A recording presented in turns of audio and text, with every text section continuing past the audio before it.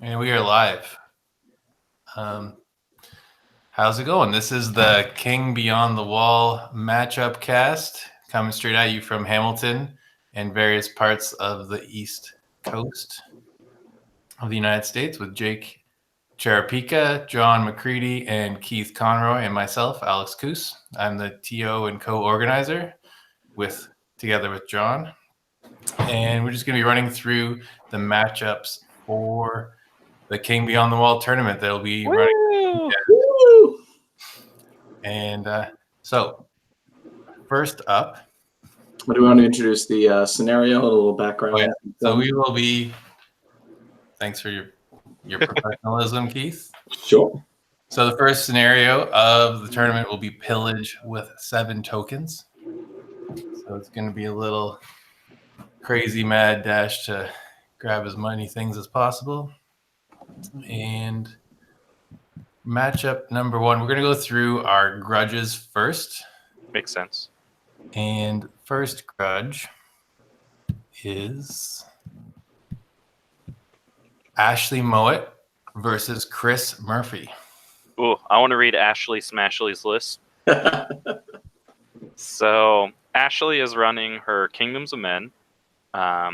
She has a Horde of Foot Guard with the Blessing of the Gods, a Horde of Heavy Pike with Brew of Strength, a Polearm Regiment, 2 regiments of Knights, one with Potion of the Caterpillar, one with Blade of Slashing, 2 Mounted Heroes, a Wizard that has Bane Chant, 2 regiments of Knights, one with Potion of the Caterpillar. Sorry? Not sure what happened there. Yeah, okay. The 2 heroes mounted, no items on them. A Wizard with Bane Chant, the Fireball replaced with Lightning Bolt, an Inspiring Talisman, the Captain on foot, and 3 Giants.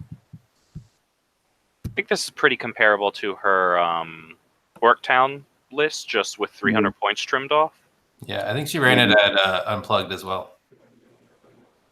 I like this one a lot better than the Orktown one. I think that she's going to make good use of those heroes that are mounted, and the 3 Giants is awesome. And 3 Giants at 2,000 points becomes better, right? Yeah. I mean, like, it's just... 3 Giants is going to be a lot for us to deal with. I have Chris Murphy's list. Mr. Regular coming from the Unplugged Gamers in Connecticut. For 2,000 points, he's running Undead. He's starting with a Horde of Revenants, with the Brew of Strength, and with the Undead Giant Rats, Life Leech 2 upgrade. 2 Troops of Wraith, one with the Blade of Slashing and one with the Mace of Crushing. 3 Regiments of Zombies, love it. A Regiment of Soul Reaver Cavalry with Makwar's Pet Potion of the Caterpillar. A Revenant King on the Undead Worm with the Brew of Haste. Cursed Pharaoh with Wings of the Honey Maze, because why not? A Lich King mounted with Heal and Shroud of the Saint. And to round it all out, the Barrow-wights. A Horde of the Barrow-wights for 265 points. Yeah. Seeing Chris return to the Undead's interesting, because he was running his Goblins, right? For a long time. Yeah, he just got the Undead back, and they are gorgeous. They look really good on the tabletop. It's a beautiful army. Mm-hmm. He uses the Draxkull's Menace line from Titan Forge. Very nice. So, yeah, with these 2 lists, I mean, drop-wise, they're pretty comparable. Mm-hmm. Unit strength-wise, again, fairly comparable. I think Ashley has a little bit of an edge because she has that second Horde. Right. But Murphy's got multiple regiments of zombies that can just sit on tokens, and that's a win for him because 80 points of holding an objective is amazing. Yeah, for Dash 15. Yep. I like those regiments of zombies, especially in this scenario. Mm-hmm. And with 7. Backed by the heal, I feel like the Giants aren't going to be able to take out units in the grind with the amount of heal that he has, and coming from experience, those Wraiths on the flank charges hurt a lot. Yeah, heal 6, 9 with the Shroud. It only can target one thing. I think the flying is going to be what can give Ashley some trouble. Kingdoms of Men, I think, just traditionally struggles a bit to defend versus that flying. Mhm. I'm going to give Murphy an edge. That's where my vote's going. Just because he's a little bit more maneuverable, and the Soul Reaver Cav are very difficult to move, and basically, I think Ashley needs her Giants to do it. And Keith, John? My vote would also go for Chris. I think that the maneuverability is going to go a long way, and I think that in this matchup, especially having those regiments of zombies as well as some good defense six backed by heal, it's going to be hard for Ashley to move them off the objective. So I give my vote to Chris. I'm gonna vote for Chris as well. I love the power of the Giants that's coming in, but I think the zombie regiments are gonna be what tips it towards Chris because he can just park on objectives and hang out. Yep. And that maneuverability with all the flying and surge is going to really come into play, I think. Mm-hmm. And also, just since we did not preface it earlier, I failed to. This is for fun only. We're just going to be talking about the list.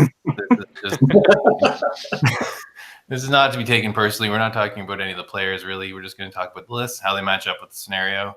Just a fun way to build up some anticipation of the battles that will be met on Saturday morning. All right, so that looks like a clean sweep for the Murph. That was a really Canadian way to preface the sweep. And we'll move on to the next matchup, which is another grudge match from our fellow Canadians from Montreal.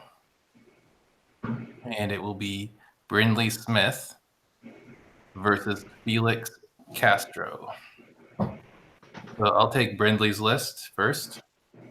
And then, John, you can read Felix's after. So Brindley is bringing Varangur, as he does, with forces of nature allies. So he's got a regiment of 4 Shamblers and a Pegasus for his allies, and then a regiment of Thralls with the banner of the Griffin, a horde of Thralls, a regiment of Bloodshorn, 1 troop of Tundra Wolves, a regiment of Mounted Sons with the gift of Korgon for Fury and Potion of the Caterpillar, a regiment of Mounted Sons with Fury and Blade of Slashing, Direfang Rider Horde with Fury as well. And he has the Ice Queen with,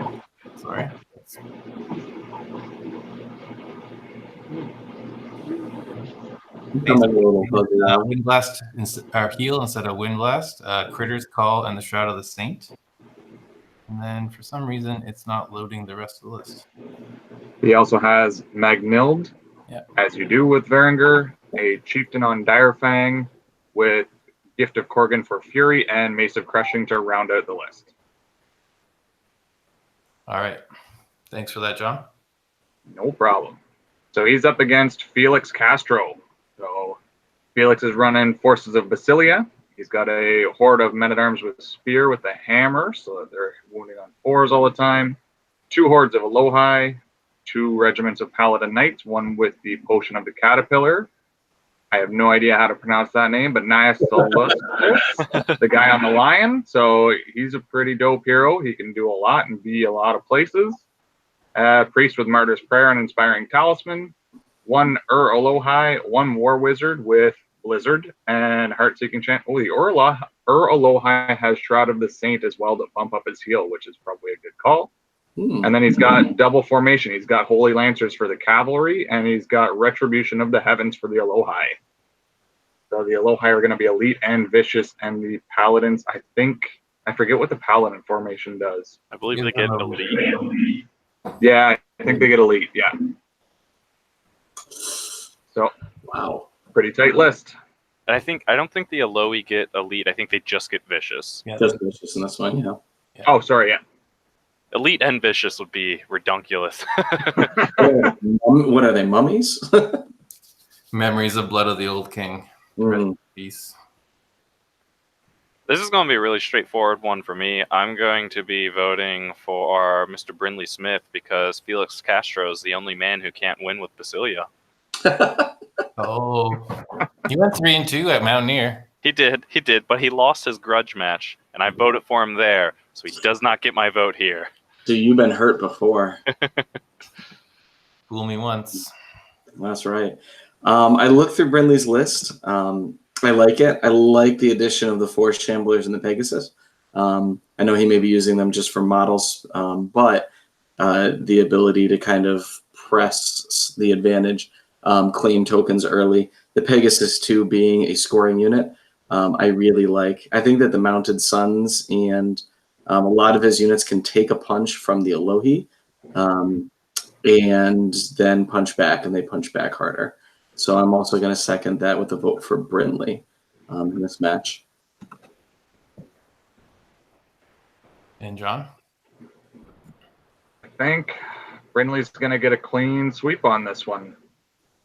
I like his list build this time. I like the little changes he's made, and I think he's got a couple throwaway drops, like the Regiment of Thralls that he can park onto a token if he needs to, especially for this scenario. So I think he's going to have a scenario edge in this one. Yeah, I think that you brought up a really good point with that, is that with Felix's list, he doesn't have a lot that can just sit on objective tokens, and I think this is a really bad scenario matchup for him. Because if you're putting a Horde of Alohi at 300 points to just sit on a token all game, well, that's a real strong advantage that Brindley can manipulate. That said, he does have a lot of mobility, like late game, hop over and claim stuff late. True. But he only has 6 things that can claim. Like, he has 6 unit strength that can claim. The Men-at-Arms, the Alohi, the Paladin, Knights, and the Alohi Hero. Naeus can also claim. Yeah. He's individual. Can he claim? No, he's large cap. He's large cap. Oh, sorry, I was reading the wrong one. You're right. Yep. It's still not a huge change, but it does mean because you only need the 1 unit strength on there that those people can be pretty valuable in this scenario. Yeah. True. Yeah, if he starts losing stuff, it's going to be an uphill battle. Yeah. It'll be a cool matchup to see. Yeah. So that's another clean sweep The Queen Sweep. for Mr. Brindley. So we got 1 for and 1 against Canadian so far. We won't hold it against you. We'll probably apologize. Sorry. I know Mike Rossi wanted us to wait on his till at least 8:15 because he was teaching karate tonight. And Boo! I think, well, it is 8:15, so we're pushing it, but Yeah, we can. go ahead. No, we can bounce back to it. Yeah. We'll bounce back. We'll go to table 4 with Nathaniel Whitfield and his Ogres versus Nick Scabetta and his Trident Realm with allies. Okay. Nathaniel's Ogres. So we've got 2 hordes of Siege Breakers, 1 with the Staying Stone and 1 with Potion of the Caterpillar. 2 hordes of Boomers, 1 with Healing Brew. An Army Standard Bearer with Kevnar's Flying Hammer. Yeah. A Boomer Sergeant. Ooh, 3 Colossal Giants and Namgarak. Nice. That is a compact but punchy list. That is a theme for some of these lists that we're going to read today. Yes. All right. I have Nick Shabetta's Trident Realms. He's starting off with a allied unit of Mounted Sons of Korgan. No gifts, just naked. He'll have a horde of Naiads and Snares with a Brew of Strength. Naiad Heart Piercers, 2 regiments, 1 with the Jar of 4 Winds. I really like that combo. And another with Fire Oil. 2 hordes of Gigas, 2 Knuckers, because they're amazing. A Naiad Centurion with the Wings of Honeymaze. Interesting. Naiad Envoy with Aura of Heroism and Critter's Call. Ector. And Banner of the Griffin on the Envoy. Ector. Oh, here we go. Fury of the Sea and King Crabs. Okay, so the Envoy is part of the Fury of the Sea. Rounds it out at 2,000. For those who don't know, the Fury of the Sea formation gives steady aim and Fury as well, which is a really good bargain for 15 points. And King Crabs, I believe, gives elite.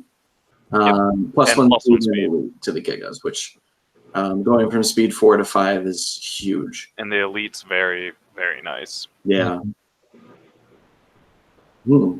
I think the Trident Realms have a significant edge in this matchup. Yes. The Ogres are investing a lot in crushing strength, and other than the Gigas, the Trident Realms don't really care a ton. I mean, I guess maybe the Mounted Suns, but for the most part, not as much.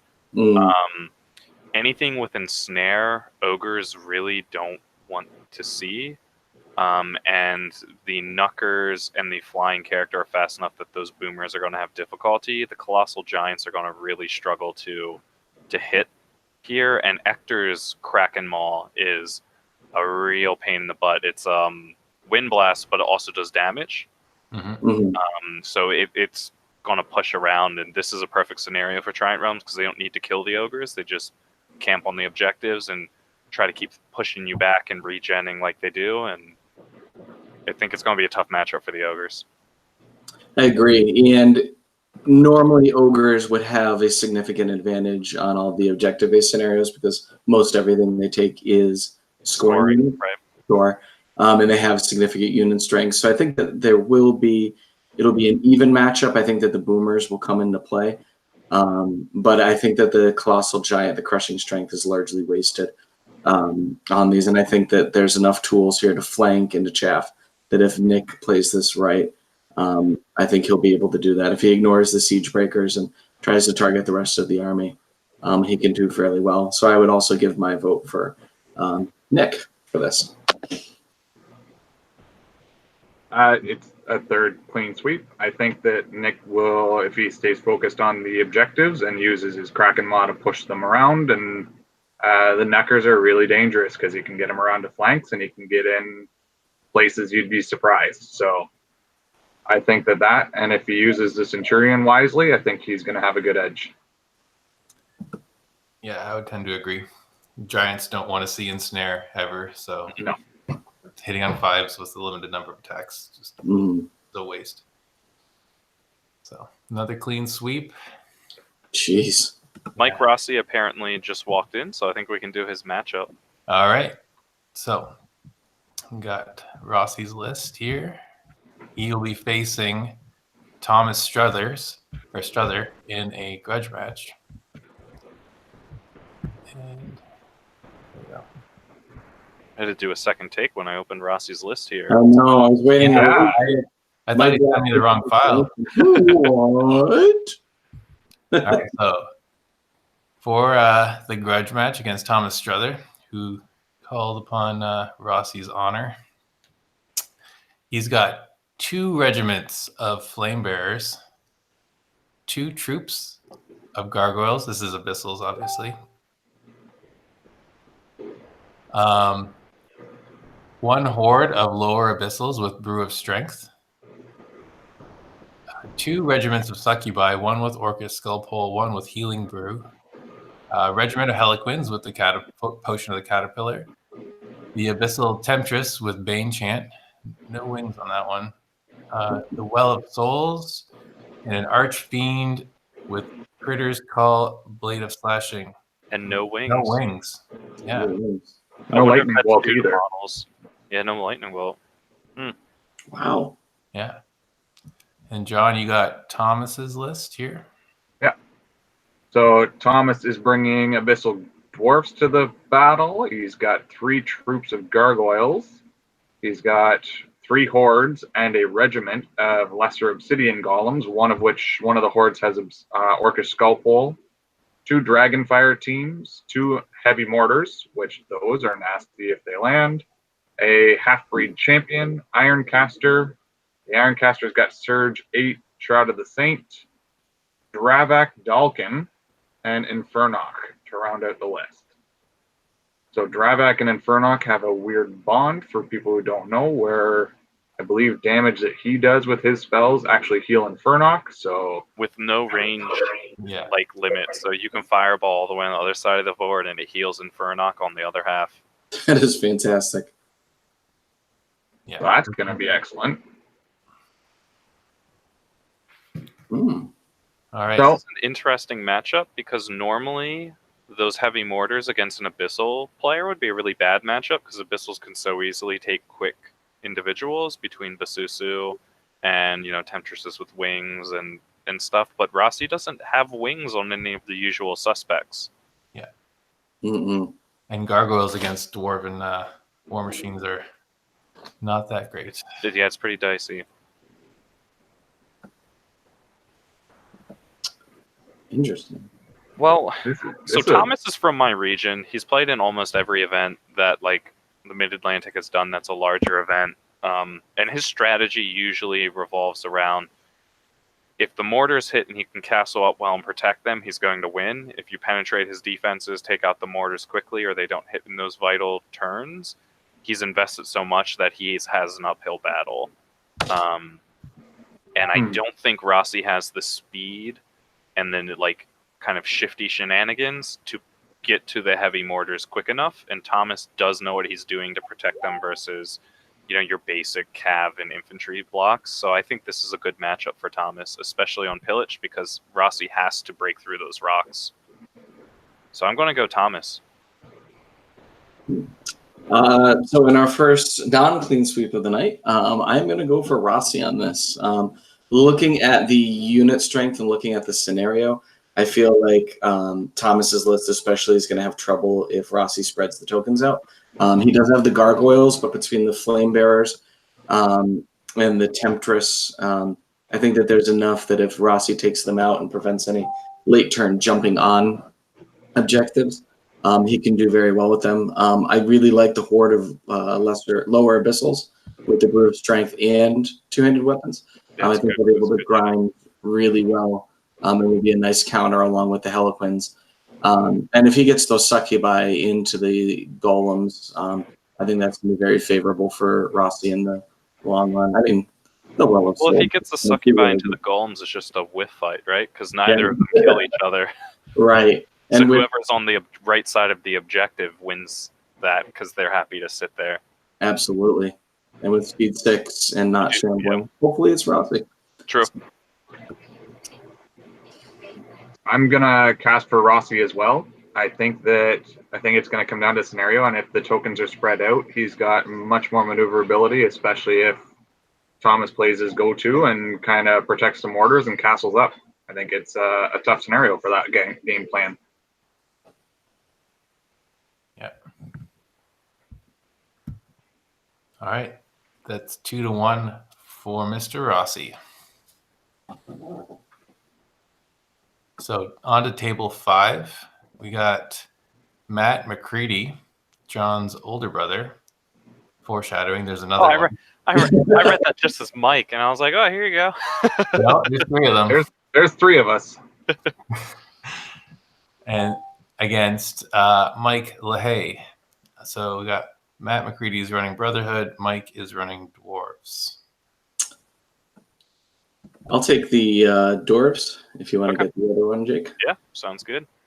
So for the Brotherhood list that Matt is running, we've got a horde of Valayan bowmen with the Jar of 4 Winds, a horde of Valayan martyrs with Orcish Skullpole, a regiment of Order of the Abyssal Hunt, which are the defense 4, crushing 1 knights, a regiment of Order of Redemption with the Potion of the Caterpillar, which are the regenning knights, a horde of Order of the Forsaken with Aegis of the Eloi, which are your Pegasus knights. We've got 2 Forsaken beasts, both with breath weapons, ensnare, and regen. An Exemplar Redeemer with the Mournful Blade, which is awesome, one of my favorite items in the new Clash pack. Mm-hmm. And then the Exemplar Forsaker with the Blade of Slashing, and he is basically like the Griffin hero. I like it. Some nice hordes backed up by some quick cav. Mm-hmm. All right. And with the dwarves for Mike LaHaye, he has a horde of bulwarkers with a Dwarven Throwing Mastiff and Brew of Strength. 2 regiments of Ironclads, both with the Dwarven Throwing Mastiffs. He has a regiment of Berserker Brock Riders with Macawar's Potion. He has a Flame Belcher, a King with the Wings of Honey Maze right out of the box, 2 Steel Behemoths, And if you're going to take 2 Steel Behemoths, then of course you're going to take Gollux Thunder with Gollux Fury Legendary Steel Behemoth. And to round it out, he has the Wall of Iron formation, which gives a little bit of Iron Resolve, and a Flame Priest, Fireball 10, and Drain Life 6. The first thing that jumps out at me when I look at this list is that while Drain Life 6 is good, I think it's screaming for Martyr's Prayer, just for a 25-point switch. If you're going to take 3 Steel Behemoths. Oh yeah, that'd be so good with the. Yeah. I mean, definitely seems like it would have good synergy. The Bulwarkers are going to be amazing in this matchup. Yeah. Brotherhood don't want to see Phalanx. Especially with Big Shield. Yeah. The only one that took Phalanx in the entire tournament. Yeah. Huh. So this is a matchup that, I mean, it's a scenario that being more maneuverable generally helps. So the Brotherhood have that edge.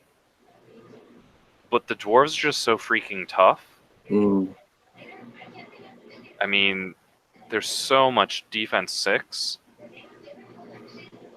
And, those Steel Behemoths can claim objectives. Yeah.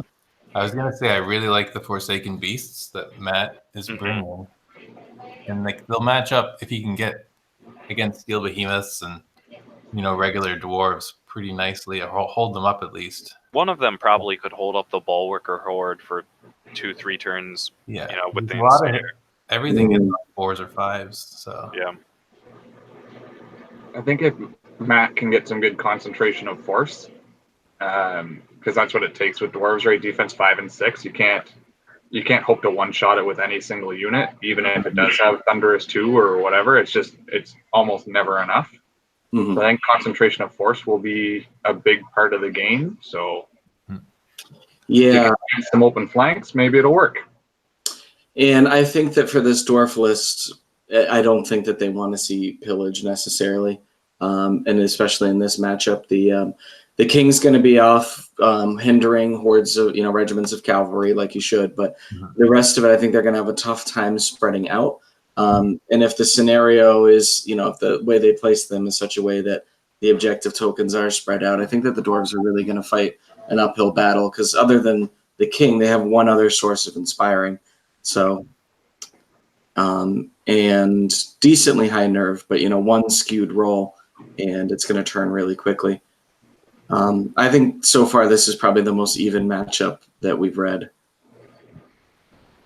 So your vote, but you're voting for the Brotherhood with a narrow edge. Yeah, I'm going to give the Brotherhood a narrow edge only because of scenario. Like we said earlier with the others, only 7 scoring units with the dwarves, and not a lot of ability to reposition in case he makes any mistakes in deployment. I think I'm going to vote for the Dwarves. I agree with most of the things Keith said, but I also think the Dwarves can just place their rock on where it needs to go and then just straddle across the board, and you only need to claim 4 objectives in order to win, and the Dwarves can claim those 4 objectives and then just say, come at me, bro. And I don't think the Brotherhood are going to have an easy time removing them. The Dwarves can play a little bit more risky because their stuff can take the punches, whereas if the Brotherhood whiffs a roll on a charge or guesses something, it goes downhill fast for the Brotherhood, whereas the Dwarves just have that very good sustainability. So I'm going with the Dwarves. Absolutely. Also to be contrary to Keith. Yeah, if it wasn't for the Forsaken Beasts, I probably would have voted otherwise, but Kevin's spirit would be proud. I think the dwarves have a bit more margin for error. And with, I think I'm going to go with Brotherhood. I think he's got an edge in this one. The dwarves, I mean, if they get to an objective, they can sit on it, but they got to get there. Like speed 4 is slow. It's a thing, yes. And with the Brotherhood, they'll need to concentrate force, which kind of plays against their ability to spread out as well. So it's going to be a good matchup. Yeah, agreed. All right. So we got next matchup. Team of 6. You got Ben Tersch versus Justin Berg. So it's another Trident Realm and another Varangur. So I'll take Love Ben. the variety so far in these lists. This is an awesome amount in this tournament. So Ben, with his Trident Realm army, he's bringing a regiment of Naiad Heart Piercers with the Brew of Keen Eyeness. River Guard with fire oil, a regiment of River Guard with fire oil. Don't see River Guard very often. A horde of Depth Horrors with Orcish Skull Pole. 2 hordes of Gigas, one with the Potion of Caterpillar, one with Staying Stone. A Kraken, 2 Knuckers, a Naiad Envoy with Drain Life and Teleport. Who's coming up next? Thule Mythican with Critter's Call and Ensorcelled Armor. That's going to be tough not to crack. Siren and Ector, probably the target of the teleport. It's teleport. Perhaps. Mhm. And King Crab's formation, making the Gigas elite and +1 speed. 20 points. That's a really, really good deal. Yeah, it's only 12 attacks, but it makes them count. Mhm. And then John's going to read Justin's. So we have Oh, Justin my Berg bringing in Varangur. The Varangur list is different than any I've seen, so that's exciting. He's got 2 regiments of Suns with Fury on both of them. He's got foot. Foot Sons. Foot Suns. Sorry, Foot Suns. And he's got They don't come with 3 horses hordes. automatically. He's also got 3 hordes of Direfang riders. Yes. So they also all have Fury. One has Brew of Haste. I've never seen these guys played before, so I'm excited to see how this goes. Melee 4, defense 5, 30 attacks is a lot. Crushing 2, Fury, and Strider. So never hindered charge. That's gonna hurt. 2 Devourers, both of them have Breath Attack 10 and Vicious. 1 Cursed Sun with the Wings of Honey Maze. An Ice Queen with Blizzard. And the Inspiring Talisman, a Scald with Banner of the Griffin. And we are there. I love it just for the purity of spirit. Yes, agreed. That's probably my favorite one for the whole weekend, at least on paper. I really like the utility that the teleport has with the Siren and Ector in the same list, because you have 2 really, really solid teleport targets, and then if you really want to throw a curveball, you can throw that full Mythican up. Defense 5 and Snare is a thing. And it's got 5 attacks hitting on 3s with Crush 1, so Yeah. like it can kill, Critters Call something and then punch that thing in the face the next turn. Mm-hmm.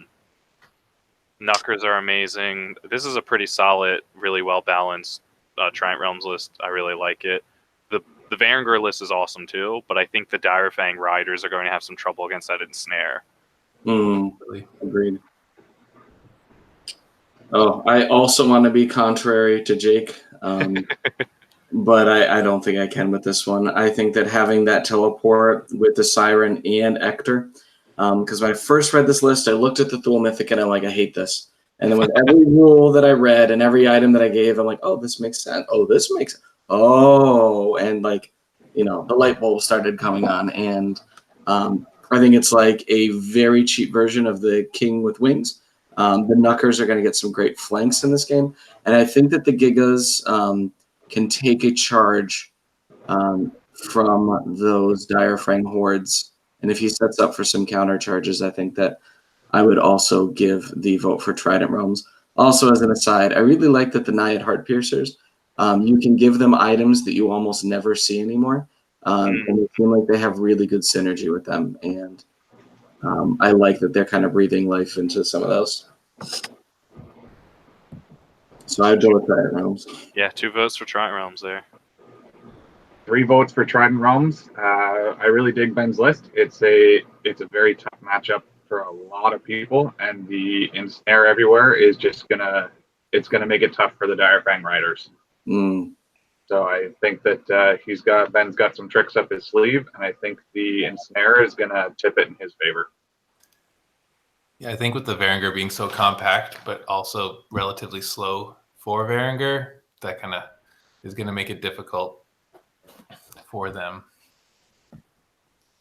All right, another clean sweep. 3-0 for Ben. That's one vote for a Canadian. The last matchup also went to a Canadian because it was Canadians. Table 7, we have Joel Ziegelstein's Forces of Nature versus Mike McCready's Dwarves. And I can take the Forces of Nature from Joel. We've got a regiment of Heart Piercers with the Jar of the Four Winds, a regiment of Heart Piercers with the Brew of Keen Eyeness, There you go, Keith. a horde of Salamanders with the Helm of Confidence, 2 hordes of Earth Elementals, a Druid with Bane Chant and Banner of the Griffin, a Tree Herder with Mind Fog, a Beast of Nature with Lightning Bolt, Fly, and Vicious, and the attacks up to 7, a Greater Earth Elemental, the Boulder Guard formation, so that they all have, I believe, Iron Resolve for the Earth Elementals and the Greater Earth Elemental, and then 2 regiments of Woodland Critters, which is cool. I've never seen them before. All right. We have the Blue Legion Wall of Iron. Dwarves from Mike McCready. So we're starting with the Horde of Bulwarkers with Aegis of the Elohi. 2 regiments of Ironclad.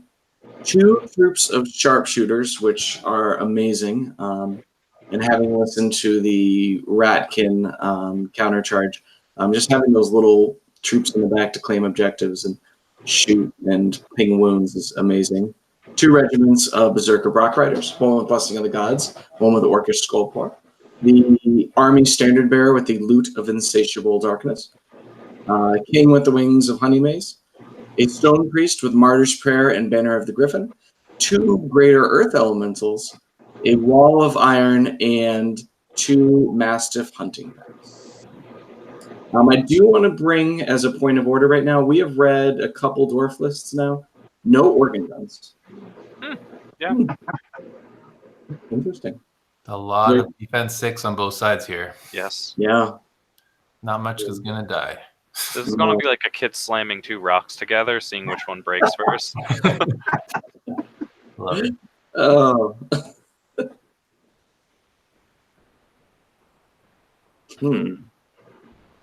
So one's a slower defense 6 army, one's got a little more speed. Yeah. Not much, but I think I'm going to vote for dwarfs on this one. I think that we can all agree that it's going to be a grind. I think Forces of Nature is missing that amazing heal component that gives it an edge over some armies, that ability to have these scoring units like the Winged Unicorns who can also heal, or there are other various options for heal. And I think in this grind, the Blue Legion Wall of Iron is going to have the edge on that between the Aegis of the Elohi for Iron Resolve 2, 2 troops of Sharpshooters to plank off wounds, the King to hold things up, and Martyr's Prayer with Banner of the Griffin. I think that they have the better wall to hold up against objectives, and they would win in the grind with their heal. Had Forces of Nature had a little bit more heal in it, I think that it would have been a more even match, but I'm going to go with dwarves for this one. I'm going to vote for the Forces of Nature on this one. I think that with careful play, you can use the Beast to plink off the Martyr's Prayer dude after a turn or two. The big money. Mm-hmm. Yeah, he's got the Heart Piercers are natural piercing 1, so they can start to do some damage to the dwarves. So if he targets the right units, he can start to chisel the dwarfs down. And then he's still got some good defensive line, and he's still got a couple things that hit hard. Like he's still got a Greater Elemental tucked in there. And the Woodland Critters are, they're awesome for grabbing objectives late game, because I don't think he'll need them to kind of slow anything up. I think that's a moot point in this match, but I think they would be great for grabbing tokens. So I'm going to go Forces of Nature on this one. I think the Forces of Nature does have the tools to do it, but I'm going to give the edge to the dwarves for the same reasons Keith said. There's just a little bit more grinding and just that little bit of heal that the Forces of Nature is not quite bringing. But there's definitely tools the Forces of Nature can bring to even that out. All right. Yeah, I think Jake's analogy or metaphor is apt. It's going to be interesting to see which one cracks first. All right, next up, Table 8. So we got Chris Rebello of the New England War Kings bringing his dwarves against the Ringer and the Herd. And I can take the dwarves if we like. Wait, Wait. it's not my turn. I'm jumping ahead. My bad. I'll let John read Chris's list because I will be playing Ringer at least on Saturday. So I'll read my Herd list, which is actually John's army. All right. So for Chris's dwarf list, we have 2 troops of sharpshooters, which we just covered are awesome. He's got 3 hordes of earth elementals, 2 Berserker Brock regiments, 1 with the Potion of the Caterpillar, Berserker Lord on a Brock with Blade of the Beast Slayer, which is a great utility hero, the Stone Priest, Bane Chant 2 and Drain Lake 6, Gollux Fury, the legendary Steel Behemoth, and a Flame Priest. So the Flame Priest has Bane Chant 2 and Martyr's Prayer. So was there a thread on the Dwarf forum where everyone just got together and said, hey, we're going to do the most Canadian thing possible and nobody take organ guns or any of the shooting that they're known for to... I think the sharpshooters are the new hotness over the organ guns, Right? honestly. Seriously. Unit strength 1 is a thing. Yep, It and is. that long range. Mm-hmm. Jeez. You get turn 1 shots no matter what. So Well, don't tell Alex that because I think his organ guns destroyed Brinley. Judging by the look on his face when we looked over. Guiding Light, Yeah. that turn. Oof. That was a tough match, that one there. That was a tough round for Brinley. Anyway, so the Herd are glad that there are no organ guns. Got a horde of Spirit Walkers, 2 hordes of Guardian Brutes, a horde of Lycans, 2 Beast Packs, 2 Stampedes, a Centaur Chief with Blade of Slashing, and 2 Shaman, 1 with Heal 5, Critter's Call, and Fireheart Amulet, and 1 with Heal 5 and Shroud of the Saint. This one's going to be a hard match for the Ringer. He doesn't have a lot of shooting, which is good. The maneuverability is going to be better on the Herd side. I feel like I would vote for the Ringer. Yeah, the Stampedes are custom built to destroy rock elementals. And, you know, that's what the dwarf list doesn't want to see, I think. So, got to go with the Herd. Yeah, looking at this matchup, the speed of the Lycans is going to come into play. A lot they can outrange and stand off with the Brock Riders. The Spirit Walkers are going to make a good center because while they have low defense, the Dash 23 with a lot of the 4-up attack from the Dwarves is going to take a long time for them to grind through. And the Guardian Brutes are definitely going to hold their own against some of the defense 6 elements. I will also give a vote for the Ringer. Sorry, I mean, I guess it'll come down to the skill of the Ringer, so we'll really see, or the dice of the Ringer. We'll see how it goes. yeah, well, they are my dice, and 4-ups are not friendly to my dice, so there is a distinct advantage to Chris there. Yeah, just only get in combat with your Lycans then. Yeah. All right. So next up, that was a little uneventful. And we got, so the first of our coasts for our coast-to-coast Canadian tournament, we've got Jay Rosado coming in from Fredericton, New Brunswick, playing against Robert Shoering, Jay is bringing his salamanders, as he does, and Robert is bringing abyssals. I want to read Jay's salamanders because I like the salamander army. We've got 4 regiments of ancients, which is awesome. A horde of sky raiders with the Jar of the Four Winds. A horde of ancients on Rhinosaur with Potion of Caterpillar. 2 Lycaelodons or Lilicodons, however you say it. The spitty guys that hit on 3s. A mounted clan lord with Banner of the Griffin. A herald with the Lute. A mage priest with Bane Chant, Martyr's Prayer, and Critter's Call. A sky lord with Blade of the Beastslayer. Awesome. And finally, to round it out, the Inspiration of the Ancients formation, which gives 2 of the ancient regiments inspiring, and I feel like maybe something else. Rallying. Rallying. Yes, rallying to the clan Oh, lord. sorry. The clan lord is rallying and fearless. Yeah. So rallying 2 on the clan lord bumps those ancient regiments up to -19, which is That's really amazing. good. And a fearless clan lord. That's Mhm. legit. That's really good. All right, I have Robert Shoerings, Abyssals. He is starting off with 2 troops of gargoyles, because why not? A regiment of abyssal horsemen with fire oil. 2 troops of hellhounds. A horde of abyssal despoilers with brew of sharpness. Yikes. Love it. A well of souls. Cronius with hex Ooh. and increasing attacks to d6+6. Demon Lord Baal, Bane of the Mortal Kingdoms, and Twisted Victims.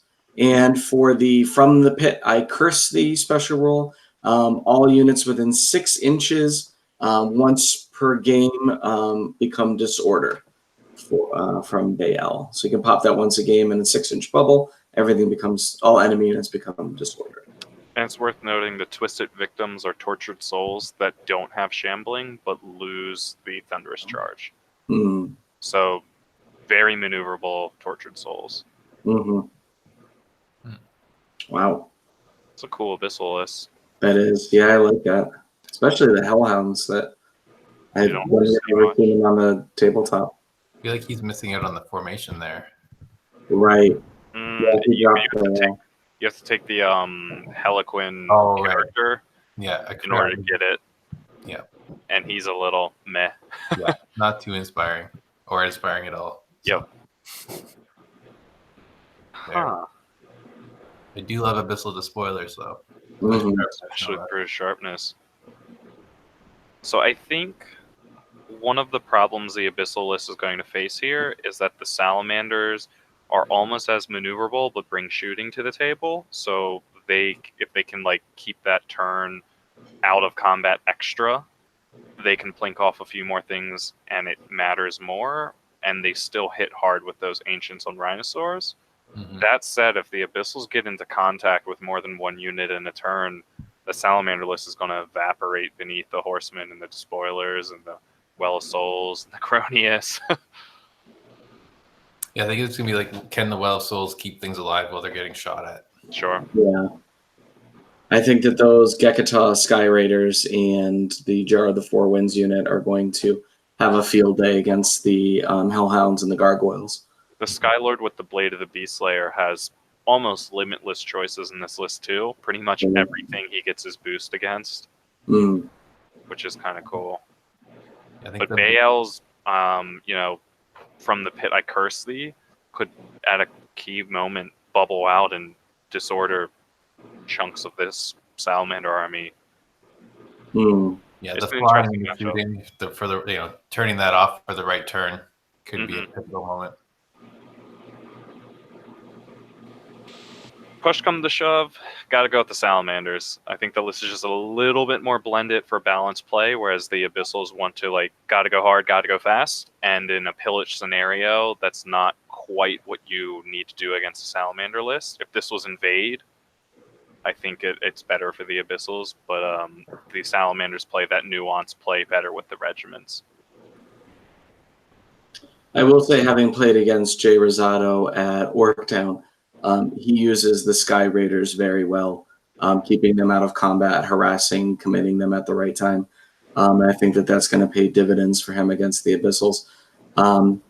I will also go Salamanders. I think that he has the Lekilodons to sit on objectives in the back and score. He has a little bit of healing. He has the regiments that at Dash 19 are going to be really hard for some of those elite hitting on fours, some of the monsters to chew through.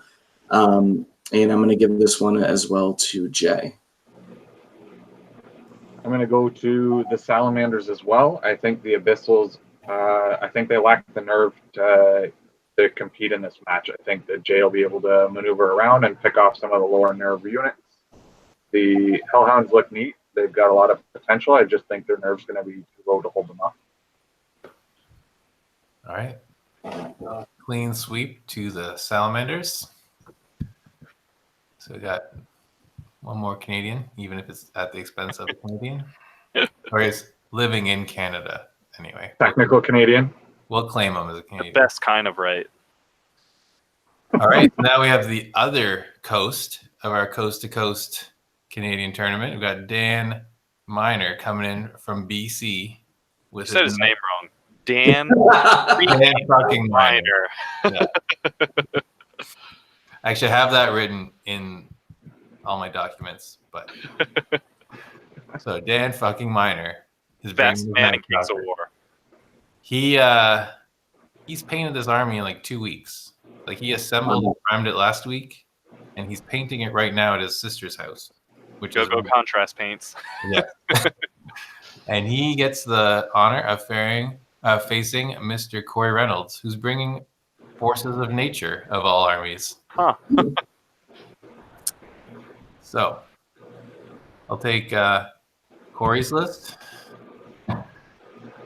He is bringing a horde of salamanders with Brew of Strength and 3 hordes of earth elementals, a regiment of 4 shamblers, a druid with Surge and Shroud of the Saint, a winged unicorn with Bane Chant and Amulet of the Fireheart,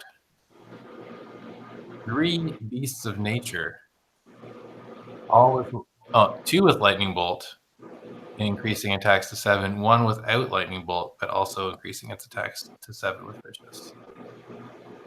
Wow. All right. And John, you're going to have Dan's list? All right, so Dan's bringing Night Stalkers. He's got 2 troops of Spectres. So they've got some Firebolts that they're going to throw around, 2 regiments of Reapers, Scarecrow, Legion of Scarecrows. Dash 27 is going to be a problem. 2 troops of Phantoms, 2 hordes of Butchers, a Shadow Hulk, a Reaper Soul Drinker with Banner of the Griffin, the Butcher Flesh Ripper with Weakness and Blizzard, and then 2 formations, Grim Harvest and Butcher's Block. Grim Harvest is going to be fun in this. So Grim Harvest gives the Reapers and the Scarecrow Life Leech 2. And then the Reaper Soul Drinker also boosts Life Leech for Reapers that it's near. The Butcher's Block formation gives the Butcher Hordes and the Shadow Hulk. Each unit gets Brutal.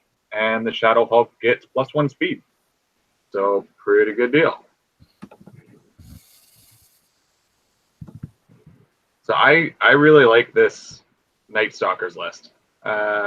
It's similar to one I've been looking at. I think it's got a lot of potential, and I think that the formations it can bring to the table are gonna be really good. And it has stealthy as its special rule, so there's that too. Mm-hmm. I like the addition of the Reaper Soul Drinker. It's the cheapest hero in the army, as I'm also building Night Stalkers on the table right next to me. The Banner of the Griffin is going to be great on it. However, I'm not sold on weakness on the Flesh Ripper. I've taken the Flesh Ripper with Blizzard, and it's good enough that you could basically just use that every turn along with the Surge capabilities. So I do have to say with Corey's list, he's going to have a lot of targets with the Lightning Bolt to plink off some of those characters with the absence of heal in the list, and he did bring an ample amount of heal. that's going to do really well on those Earth Elementals in the inevitable grind that is bound to happen. He also has 4 flying units that either can get flanks and, if he goes second, can jump onto objectives at the last round. Yeah, I think the thing that clinches me here is that the Night Stalkers don't have a solid answer to the amount of flying and lightning bolt shenanigans that can happen. Mm. And yes, the stealthy's nice, but their nerves, except for the scarecrows, aren't that high, and their defense is low enough that you get the -1 to hit, but then you're wounding almost everything on anything but a 1 or 4s, which is pretty solid. The Reapers are terrifying. They're so freaking good. So if those can get into combat, they'll do work. But I don't see a clear answer to the Earth Elementals. The Butchers do have Crush too, but they're hitting on 4s, so it's going to take too long to break through. And then meanwhile, the Beasts of Nature are just a real pain in the butt. So I'm going to go Corey. Also, it's extremely hard to vote against the guy who almost won Masters last year. I'm going to side with Jake on that, I think. For all the reasons that you mentioned, I would love to see a Void Lurker with Brew of Haste. Greg and I have talked about it, and just kind of an auto include in most Night Stalkers lists, just as something to kind of square off against other flyers. I see those Beasts of Nature getting some really good flanks on these units, and yeah, it's Corey Reynolds. I know we're not supposed to vote based on the person, just the list, but I think an exception can be made in this case. I think, yeah. I'm gonna stick on Night Stalkers. I've got faith. I think they can do it. It's I mean, gonna be if uphill, anyone can but do I think they can do it. Dan Miner can do it. If Dan anyone Miner. Nice. He's the hero we need. Yes. the Batman of Kings of War. Yeah. Flew across the country for this. He's ready. Yeah. And he won't be super drunk at that point. No, A little, but not super. We'll see how Friday night goes. He might be still drunk. Yeah, that's true. All right, so we got table 11. Second Corey of the Shambling Horde, Corey Walliser, is bringing Herd, and he'll be facing K2's Abundance of Motka. So, who wants to read Corey's list? I can read Corey's list. This is a... Oop, wrong Corey. I was like, this is the same list.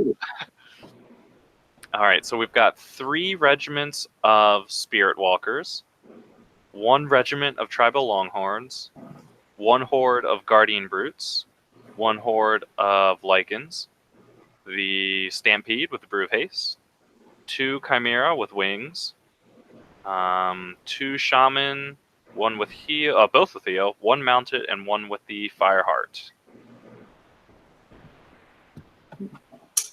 And I will take K2's Abundance of Motka and show off my coaster collection, which is right next to me, of my various Orktown themed coasters. We're starting with 2 regiments of Gore Riders, followed by 2 hordes of Gore Chariots, 1 with Mequar's Potion of the Caterpillar, 2 Kudgers on Ancient Winged Slashers, 1 with Blizzard, 1 with Critter's Call. We have 2 Colossal Giants, and we have Funny Bone. An abundance indeed. So K2 should fit his army list on like a note card, and that's how he hands it to people. Oh, it all fits on an 8x11. This is great. 3x5. Wow. Dense. Yeah. I love the 2 Kudgers on Ancient Wing They're Slashers, very good. and I love the speed of this list. I feel like he's going to play it aggressively. Just getting a hunch there. But then Corey's gonna get Corey's been looking for flanks. and it's going to do a little swarm. I'm going to give the edge to K2. I like Corey's list, but K2 can pretty much peel almost anything in Corey's list off with just a single charge. And he's faster than Corey pretty much across the board, minus those Chimera.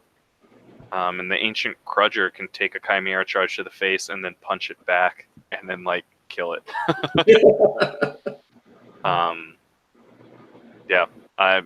It is pillage, so those Spirit Walker regiments and, Tribal Longhorns could do some work. But I think I got tabled by, what was the Canadians guy's Matt Yeah. Vermeeren. Yeah, he just smashed me off the board. Like, he basically flipped the table and my stuff was gone. And it was the Ancient Wing Slashers. I was like, oh, they're scary. So I'm going to vote for K2 on this one. Go Orktown. Go Orktown. I'm going to be contrary and vote for Corey. Go Shambling Horde. Always been a big fanboy of his lists, and he plays them very well. And usually, knowing Corey, it won't be until later that his dice betray him. I think he'll start off strong in that regard. I like the Spirit Walkers, and I love the amount of unit strength in this list, especially on Pillage with 7 tokens.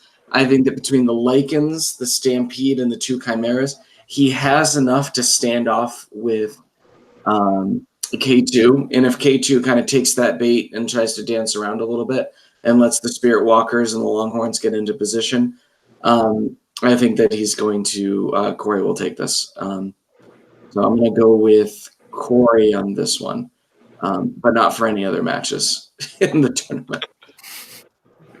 I'm going to go with K2 on this one. This is the second match that I'm really interested to see how it plays out. Like, these are this match and the other one with Thomas in the Basilia match. These are the 2 matchups I really want to see what happens.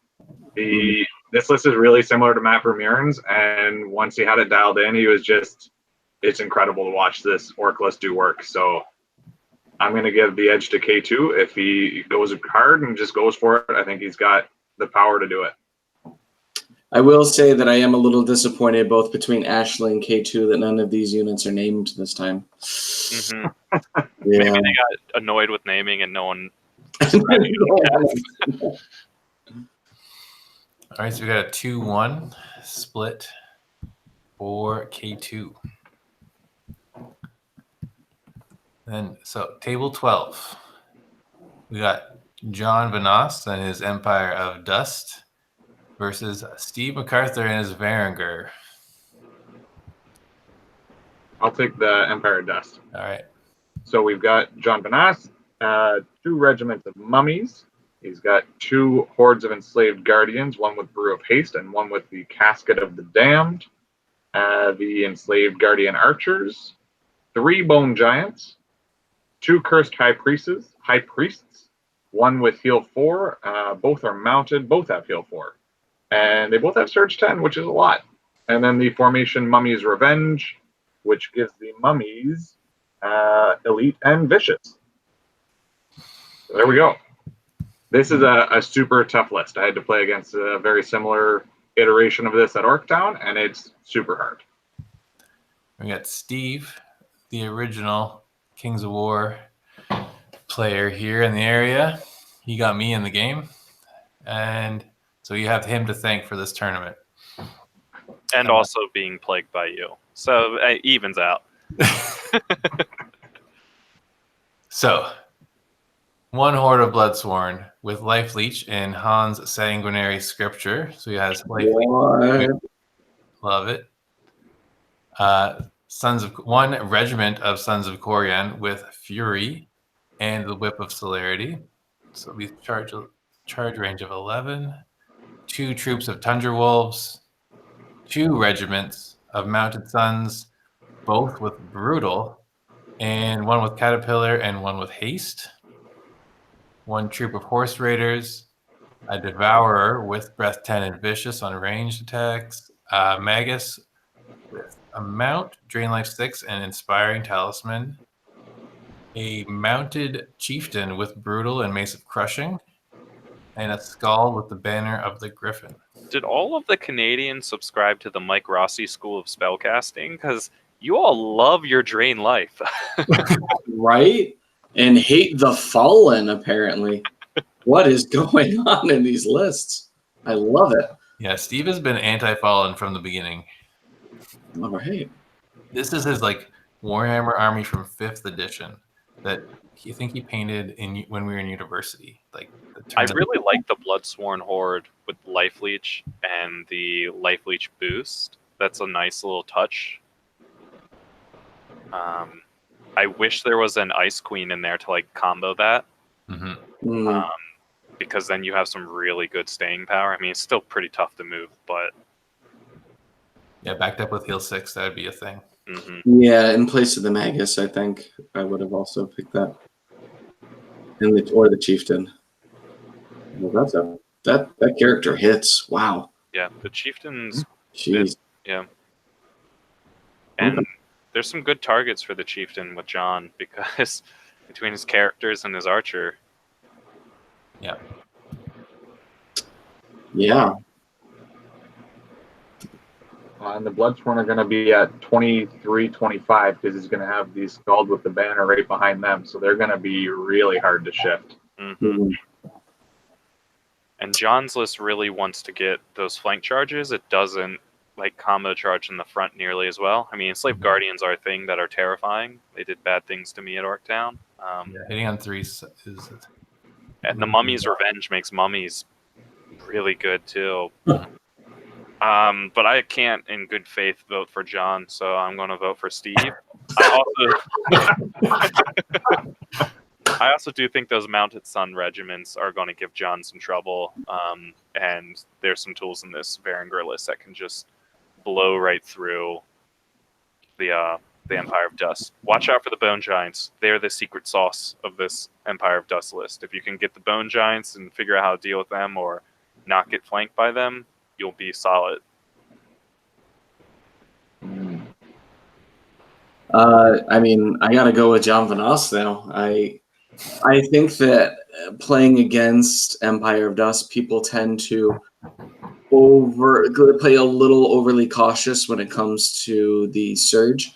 Yes, it's Surge 20, but many games, and I'm guilty of this myself, is that I hold myself an excessive amount and go way too slow. Because I'm like, oh, I don't want to get a Bone Giant charging me. And then I look up, I'm like, wait, I don't care if I get a Bone Giant charging. But I'm going to give this one to John. I think that he'll win in the grind.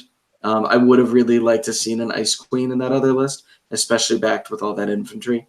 And the ability, not having Blizzard, I don't think that there's any tools for the Varangur list to reach out and get those Cursed High Priests, which is the secret to beating Empire of Dust. I'm going to go with the Varangur list on this one. I think that they can do fine in the grind. I think if he matches up nicely in deployment and he's able to get kind of a favorable line, I think he's got some potential to do real work, because I think the Bloodsworn they're going to be able to hold their own against most things that come in. And I mean, the Ice Queen would have been a super good addition to the list, but I think he's got enough tools that I think he can do it. And Mounted Suns are a thing. Yeah, they are. They do not mess around. Yeah, they can delete regiments or hordes of large infantry. I think that's his plan, giving them brutal so that they always get that +1 when they're rolling, right? So, all right. So that's 2-1 for Steve versus John, and we are on to our last table. We got another nuker, Doug Blake, coming up with K2 and Chris, and he's facing off against John McCready and his Dirty Elves. Which is also named on the list, John McCready, Dirty Elves 2000. He got tired of me changing the name to Dirty Elves. He Just accepted it. All right. Who wants Doug's list? I can take Doug's list. I like Abyssal Dwarves. They're my homies. So we've got 3 troops of gargoyles, 2 hordes of lesser obsidian golems, 2 regiments of half-breeds, 1 with pipes of tear, a horde of grotesque with brew of haste. That's good. 2 dragon breath fire teams. Ooh, I'm liking this. Braki Barka, Dravik Dalkin, Infernok, and Bardoom, which is amazing. It gives Fury to both half-breed regiments and Braki Barka, and gives Dread to Braki Barka as well. Ooh. Dread is cool. Yes, and Fury on those half-breed regiments is amazing. And there's a nice little combo because the Grotesque and the Pipes of Tear half-breeds are -1 the leadership, and then Braki Barka with the Dread is -2, a nice little bubble that's going to be working together. Yeah, all 3 of those have a regen, and now Fury too. So. Yep, that's what I ran at Orktown, and it went well. Yeah.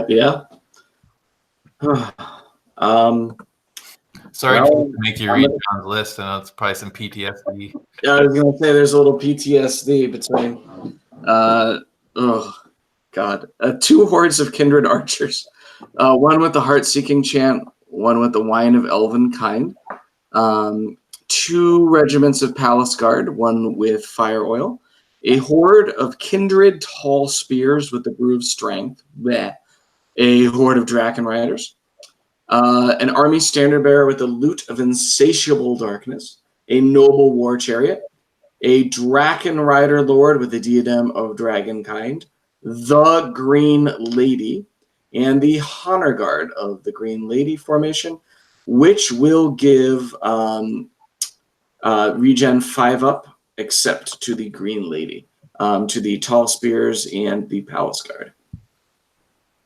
Ooh, yeah, PTSD. Yep. Ooh. So this is short and sweet for me. Doug, I love your list, bro. I love Abyssal Dwarves. Abyssal Dwarves generally, I think, don't want to see elves unless if you have Basusu the Vile in your list. And there's not a Basusu in this list. And the problem is, like, your half-breeds evaporate to those archers if you can't protect them. And if you spend the whole game protecting them, you can't win the game. This is a tough matchup for the Abyssal Dwarf player, so I'm going to go the elves, because if I was playing Doug's list, I'd be going, oh, crap. So, yeah, I think you bring up a really good point that if Basusu was in here, he could single-handedly take a horde of the Kindred Archers out of the game. Or threaten the Drakon Riders, allowing you to play more aggressively. You know, there's a lot of secret sauce you can do with him. Yeah, all the soft targets in the Abyssal Dwarves are dead. Right. Oh, man. So I guess the preface it for people following along is like, why is Keith so sad? I played against John McCready's list round 5. I think we were at table 3 or 4. And I tried my hardest with Herd, but man, that shooting just catches up to you. Between the heart-seeking chant and the mobility of the one horde with Wine of Elvenkind. I really like the Green Lady in this matchup too, because as John so cleverly did, she can sit on a token that and just sit there the entire game, and she can contest it and put it in such a way that he can't get within 3 inches. It's really hard to move the Green Lady. I like the Draken Rider Lord with the Diadem of Dragonkind, although I probably would have liked to see Makawars and the Draken Riders. But overall, this is a great list, and I mean, they're dirty elves for a reason. So I love you, Doug. You were a great opponent round 1 at Orktown. You're going to fight someone really nice round 2. Yeah. Oh, God. Yeah, I'll take John's role, since I don't think he can vote against himself.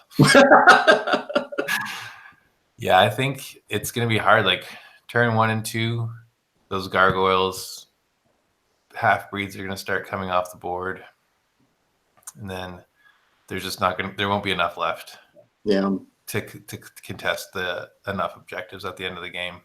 Like Infernok and the lesser obsidian golems are tough. They can stand up to a bit of shooting, but once everything else is gone, there won't be much else to shoot. So if this were push or and any of some of the other ones, I would be more inclined to vote for Doug, but I think that being able to spread out and pick and shoot those poor Abyssal half-breeds. Yeah, I mean, it's a good scenario. It's a good matchup. It's a Yeah. good player, so, I mean, Yeah. just trifecta. Yeah. There it is. Tough outing. Hmm. All right, so that's all 13 tables. Ooh. We ran through those pretty quickly. Yeah, we are efficient. Yeah. Hour and 15 minutes on the dot. So I just want to let everyone know, open gaming is Friday and Saturday night. So bring all your favorite board games, make your challenges, get a few practice games in Friday night, some warm-up drinks going. The event space is licensed. You have to be 19 plus, which I think is everyone. No tank tops or hats like John. John is wearing the exact opposite of what you're allowed to wear. It is a Veterans Association, so they ask you to respect their rules. John Vanas saw that while we were just finished recording an episode. He was like, "Oh crap!" And we're like, "What?" He's like, "I can't wear my tank tops." So we will be providing lunch on Saturday. We'll let everyone do what they want on Sunday. And for anyone who's sticking around on Sunday night, I will be hosting a low-key barbecue on my deck, weather permitting. So after the tournament's all done and dusted, we could just sit around, have some burgers, and chill out. So thanks to Jake, Keith, and John. Do we want to do predictions of like who's going to take it? Dark Horse? Yeah, anything like that? That's a good idea from these people who've done this before. So we'll do like, who are your favorite to win? Sure. Dark Horse, and favorite matchup round one. So Dark Horse, for people who don't know, is like the person who's going to stealthily do well, people aren't suspecting, but it's going to, punch above their weight, place pretty high, maybe not take the whole thing, but people will be like, "Whoa, who's that guy?" That's like the Dark Horse. Yeah. Do we want to do our best non-Corey Reynolds picks to win, or? I don't think Corey Reynolds is my pick to win here. Oh, Jake is just being contrary again. No, because Corey's using a different list. I mean, Corey's a great player, so I'm sure he's practiced with it and whatnot. But I do not think he is my... It's interesting because a lot of the players, like the usual faces, if you will, are not using their usual armies. Yeah, everyone's using their other army. Yeah, I mean, Mike Rossi with demons. What? Right? No organ guns, no Fallen in the entire, out of 6 Varangur and Dwarf lists. Yeah. Push come to shove, I think I'm tied for voting either John Vanas or Brindley Smith to win the whole thing. They've both been playing their list a good amount. They both have very good lists, and they both basically are using what they use at Orktown, just polished up. So, All right. And who's your Dark Horse?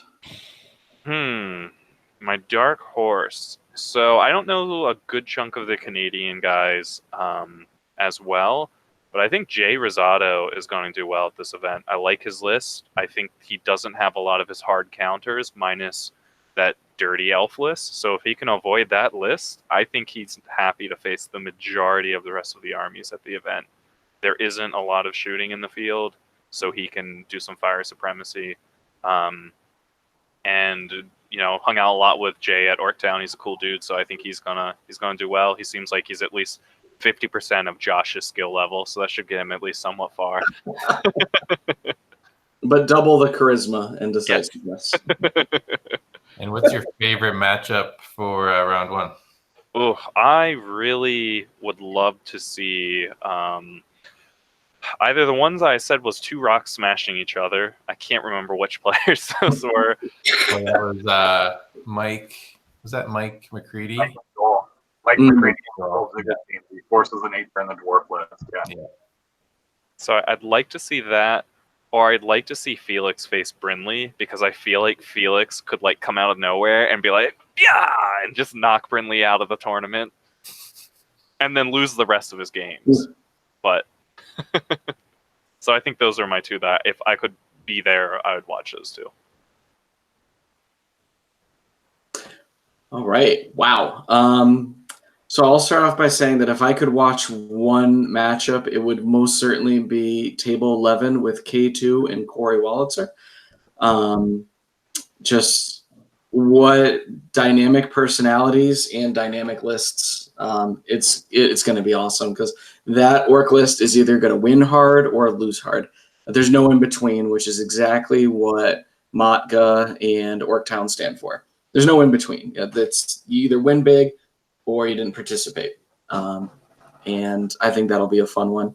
I'm going to vote for Corey Reynolds to take it. I think that 3 hordes of Earth Elementals backed by a lot of sneaky flyers and heal, and the horde of Salamanders. Having played Ratkin for as long as he has, I think he can position them well. He's not the kind of player where the hordes are going to get in his way. And I've used Chimeras a lot, and he has 3 Chimeras, the Beasts of Nature, but they also have Lightning Bolt, which gives them even more utility. So I'm going to go with him for that. Dark Horse, I'm probably going to go with Chris Murphy. I like to nominate him as the Dark Horse because it throws him off, and he gets really He gets weird in his about own it. head. He gets in his own head about it.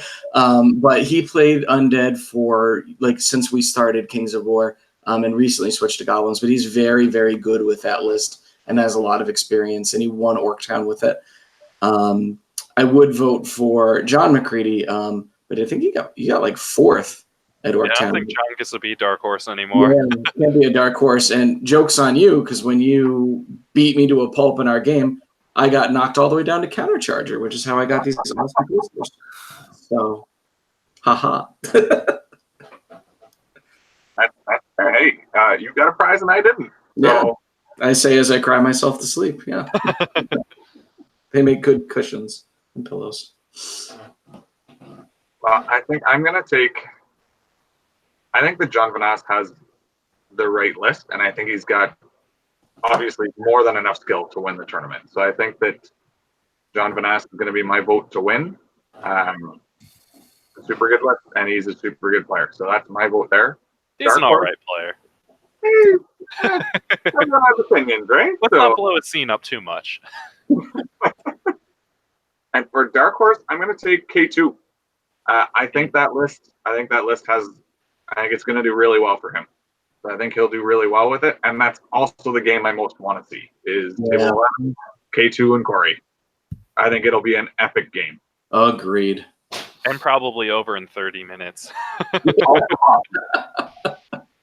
Yeah, there will not be much on the table at the end of that. No. I'm not going to pick who I want to win since it's my event, or I'm running it anyway, on behalf of John and myself. He just realized he can't pick the ringer. Yeah. I think he's got a real chance. Yeah. He's just been sitting outside the top 10 for the last couple tournaments. I think he's got a real chance. Especially day 2. Yeah. Dark Horse. I'm going to pick Steve MacArthur just because I know he's been playing that list forever. He knows it inside and out. He knows what he's doing. And he was our anchor in Crossroads. So, and then matchup, I would love to see Table 11. That's a great matchup too. And I want to see the Direfang list in action. Just because I just want to see it on the table. Yeah. A close second for me is I wanted to see Mike Rossi's game because he's been playing those dwarfs for so long. He has all of his catchphrases and his little sayings and stuff. I'm like, well, I wonder who's going to bust out for Abyssals because it's a new First round. time Mike Rossi realizes his stuff isn't headstrong when he gets wavered, he's going to be pissed. All right. So I'd just like to thank everyone and apologize for my early, goodbye announcements. Thanks for saving it, Jake. And hope everyone had a good time. And I'll see everyone Friday night, except for Jake and Keith, because Sadly. Yay. Weird Al Yankovic. Yeah, well, that's acceptable. That's Jake has to do library stuff. I don't know what he's doing. Literacy. Gross. That's kind of important. All right. All right. Take care, Yeah, everyone. awesome. Good luck. Thanks Good for luck having next us on. weekend. Thank you All right, guys. for tuning in.